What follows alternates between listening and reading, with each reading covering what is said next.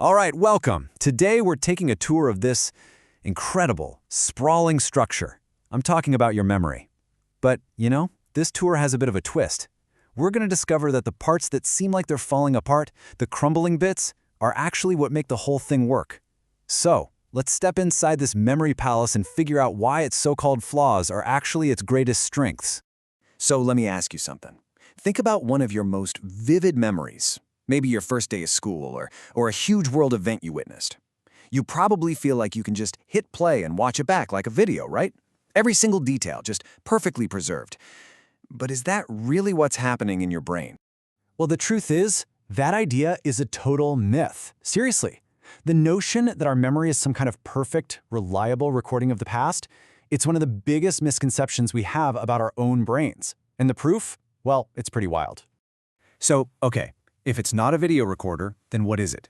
I want you to think of your memory less like a recorder and more like a grand palace. And this palace, it's under constant renovation. Every single day, new furniture is arriving, old rooms are getting a fresh coat of paint, and yeah, sometimes entire wings get knocked down and rebuilt from scratch. And that brings us to the first part of our tour, really. We're going to see just how accurate this whole palace metaphor is by looking at the truth of how we recall things. Because it's not about playing back a recording at all. It's about rebuilding a scene every single time. There was this incredible study that just completely shatters the idea of perfect flashbulb memories. Researchers asked people to write down their experiences of 9/11 right after it happened. And everyone was, incredibly confident in what they remembered. It was such an emotional, impactful event. But here's the kicker. When they were asked again just 1 year later, at least a third of them told a different story. The details had shifted. This just shows it perfectly. Our memory isn't reproductive, it's reconstructive. Every time you remember something, you're actually rebuilding it, and little changes, little errors can creep in. Okay, so if our memories are always being rebuilt, how are the original blueprints even stored in the first place? Well, for that, we need to meet the palace's head librarian.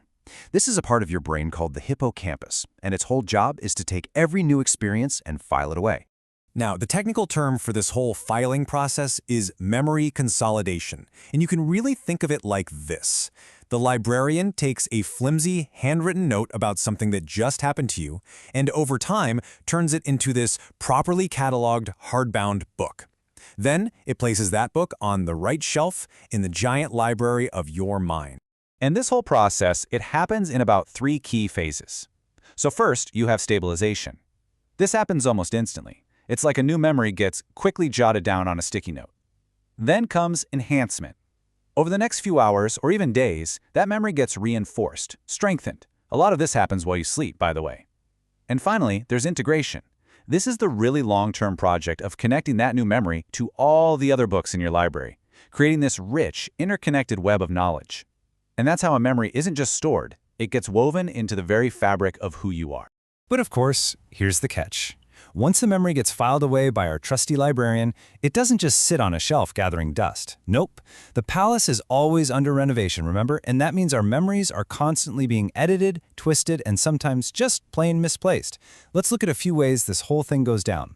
So, a Harvard psychologist named Daniel Schachter actually calls these unavoidable errors the 7 sins of memory. We'll just look at a few. There's transience. That's basically just your memory fading over time. Forgetting details. Then you've got misattribution. This is a classic. It's when you remember a story perfectly, but you swear your friend Sarah called you when it was actually Mike. There's also suggestibility, which is when someone's question can actually plant a totally false memory in your head. And finally, bias. This is where your feelings today literally repaint your memory of the past to match your current mood. And the key thing here is these aren't bugs in the system. They're basically the architectural plans for our constantly changing memory palace. Mark Twain just hit the nail on the head with this one. Our minds aren't just filing cabinets for the truth, they're incredible storytellers. And sometimes, the stories they tell us feel so real, even when they're not 100% accurate. I know, this might all sound a little bit unnerving, right? If our memories are so unreliable, wouldn't it just be better to have a perfect one? I mean, what if the palace was never renovated? What if every single moment was preserved, crystal clear exactly as it happened, forever? Let's actually explore that. And believe it or not, this isn't just a thought experiment. There's a very, very rare condition called hyperthymesia. You might see it called HSAM. And people with it can recall, with incredible accuracy, the details of almost every single day of their lives.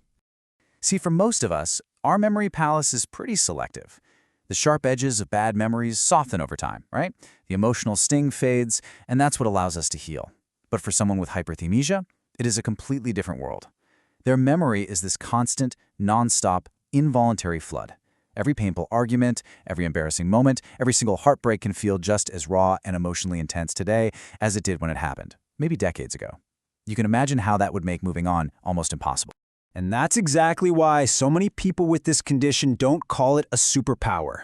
They call it a cognitive prison. They're literally trapped inside a palace where no room can ever be repainted and no painful memory can ever be packed away. They're forced to relive everything, all the time. So all of this brings us to the final, and honestly, the most important stop on our tour.